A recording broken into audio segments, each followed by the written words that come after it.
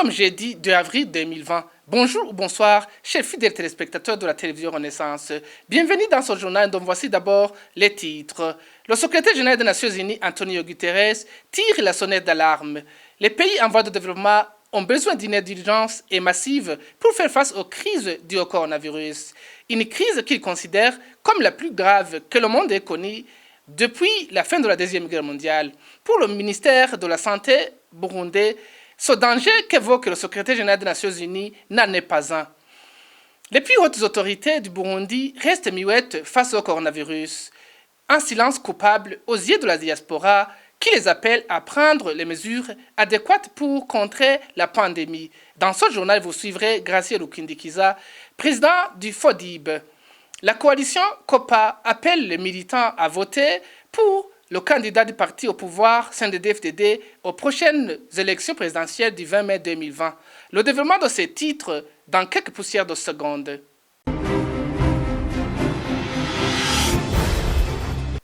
Encore une fois, bienvenue dans ce journal. Un troisième cas de coronavirus vient d'être confirmé au Burundi ce jeudi. Le ministre de la Santé publique vient de l'annoncer dans une conférence de presse qu'il vient d'animer cet après-midi. Selon le ministre de la Santé, Tadei Ndikumana, cette troisième personne atteinte du coronavirus est une jeune fille de 26 ans et a été en contact avec l'un des premiers cas confirmés il y a 2 jours. Les 22 autres personnes soupçonnées d'avoir été en contact avec les 2 premiers cas ont été tous testées négatives au coronavirus. Les pays pauvres ont besoin d'être aidés de manière significative pour affronter le coronavirus. C'est un appel du secrétaire général des Nations Unies. Pour Antonio Guterres, tous les pays du monde doivent s'unir parce que la pandémie menace tout le monde. Nous avons absolument besoin d'une action articulée dans laquelle tous les pays joignent les mêmes efforts afin de venir à bout de la propagation en respectant les mêmes mesures émises dans le cadre de cette action. Deuxièmement, il est vrai que nous savons que 5 000 milliards ont déjà été mobilisés. Nous sommes encore loin de ce qui est nécessaire parce que la grande partie de ce qui a été mobilisé l'a été par les pays développés pour soutenir leurs propres économies.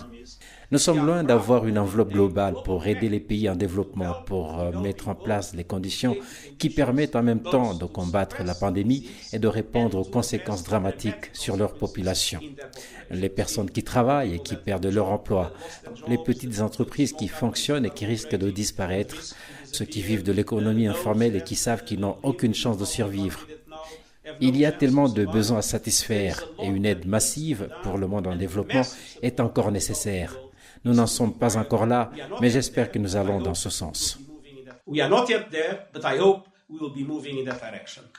Antonio Guterres, qui estime que le Covid-19 est la crise la plus grave à laquelle le monde fait face depuis la mise en place des Nations Unies.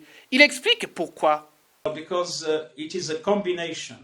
On one hand, of a disease that represents a threat to everybody in the world. Parce que c'est une combinaison, d'un côté comme une pandémie qui représente une menace pour chaque personne dans le monde, et de l'autre, parce qu'elle a un impact économique qui va entraîner une récession sans pareil dans un passé récent.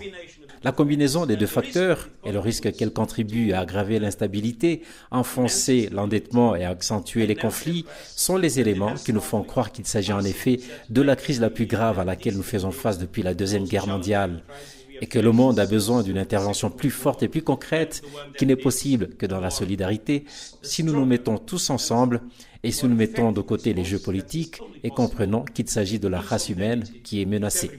And if we forget political games and understand that it is humankind that is at stake. Toujours avec cette pandémie de coronavirus, même si le secrétaire général de l'Organisation des Nations Unies, Antonio Guterres, considère cette pandémie du coronavirus comme la plus grave crise auquel le monde fait face après la Deuxième Guerre mondiale, les autorités burundaises semblent prendre à la légère le danger que constitue le Covid-19.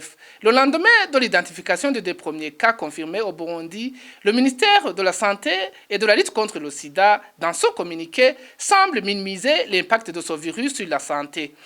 Les articles 4 et 5 du dit communiqué demandent à la population burundaise de rester sereine et de vaquer à leurs activités quotidiennes, car ce Covid-19 auquel fait face le pays Les chercheurs ont déjà prouvé que pour 80% de cas, c'est une maladie qui guérit d'elle-même pour les personnes de moins de 70 ans.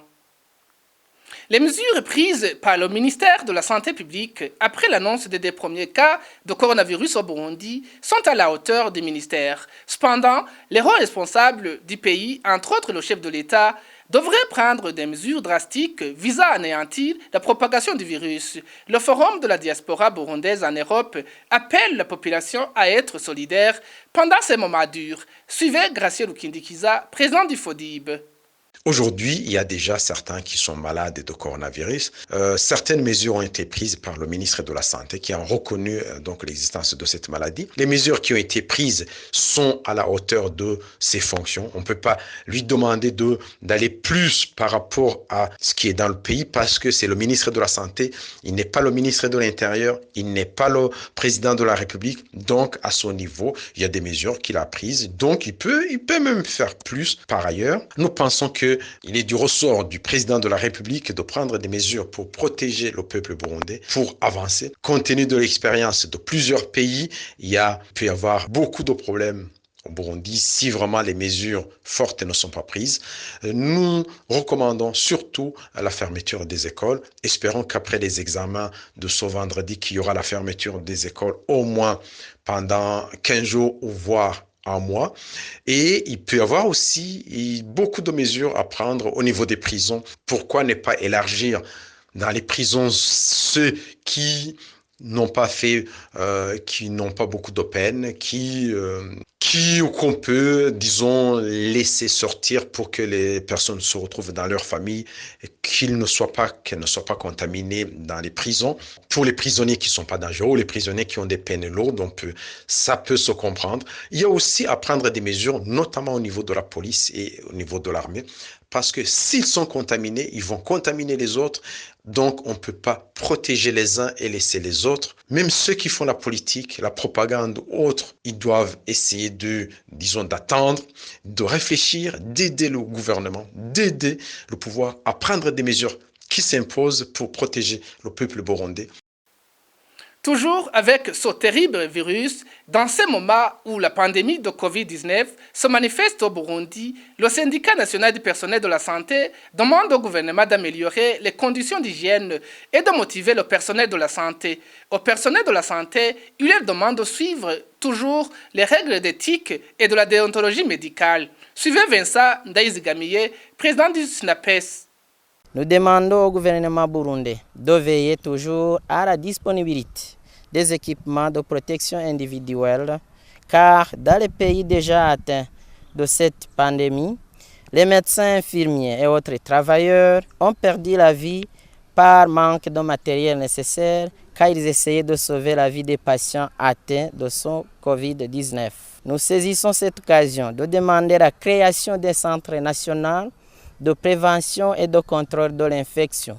Nous remercions le ministère de la Santé publique et de la lutte contre le sida aux formations de renforcement de capacité du personnel de la santé en prévention et contrôle de l'infection et nous lui demandons de continuer à former tous les personnels de la santé et de motiver ceux qui travaillent jour et nuit dans la surveillance au point d'entrée du pays, dans les hôtels de quarantaine et dans différents hôpitaux. Nous rappelons à tout professionnel de la santé de suivre les règles de la déontologie professionnelle et à tout personnel de la santé d'observer les mesures de prévention et de contrôle de l'infection, de suivre les recommandations du gouvernement, surtout d'observer scrupuleusement les mesures d'hygiène en tout temps et tout lieu, de généraliser la mise en place des kits de lavage des mains dans les établissements de soins de santé et autres lieux publics.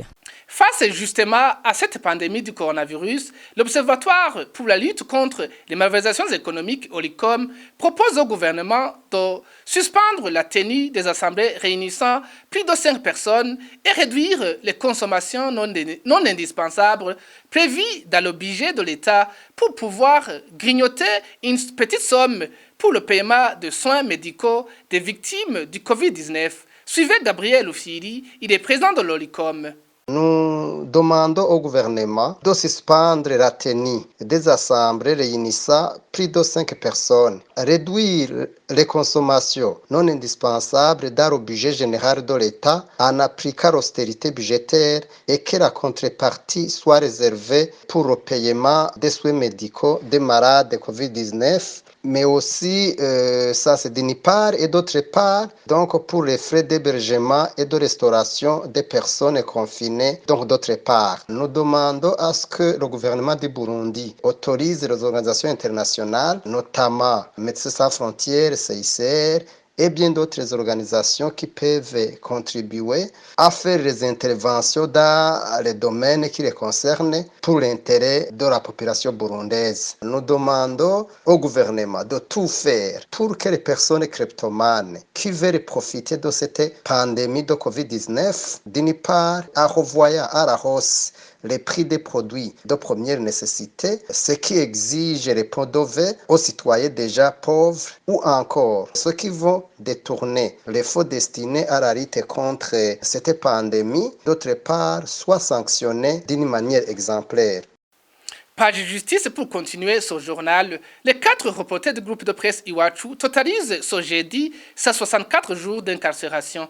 Ils ont été condamnés le 30 janvier à 2 ans et demi de prison et d'une amende d'un million chacun par le tribunal de grande instance de Bubanza.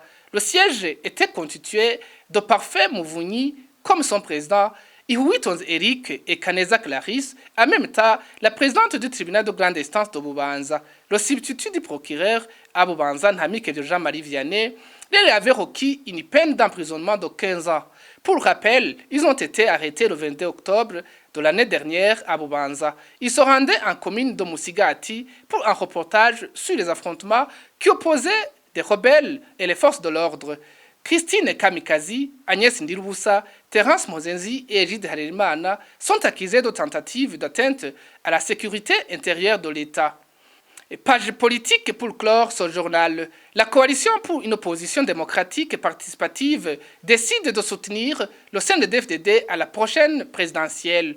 La COPA a en effet annoncé ce mercredi qu'elle donnera ses voix aux candidats du parti au pouvoir. Le général-major Evariste Ndayishimiye, Jean Dodier Mutabazi, président de la coalition COPA. Twibutse kandi ko ingingo zafunditswe mu nama y'imigambwe ihurikiye mu runani COPA 2020. Se référant sur les décisions des congrès des partis politiques et membres de la coalition COPA 2020, stipulant que notre candidat pourra aussi bien provenir de la COPA 2020 qu'en dehors de celle-ci, si ce dernier peut mieux défendre les intérêts de la COPA 2020 et du peuple burundais, les partis politiques composant la coalition, à savoir le parti Radebou, Piebou, KZFTD, PMP, Frolina, PL, PRP et Yinizo ont jugé voter en faveur d'Evariste Ndayishimiye, candidat du parti CNDD-FDD dans les élections présidentielles de 2020.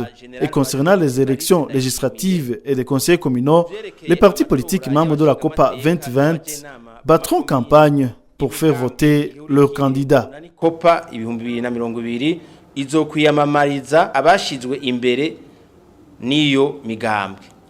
Et c'est par ici que prend fin cette édition en langue française du journal de la télévision Renaissance. Merci à toute l'équipe de production. Merci aussi à vous qui nous avez suivis. Au revoir.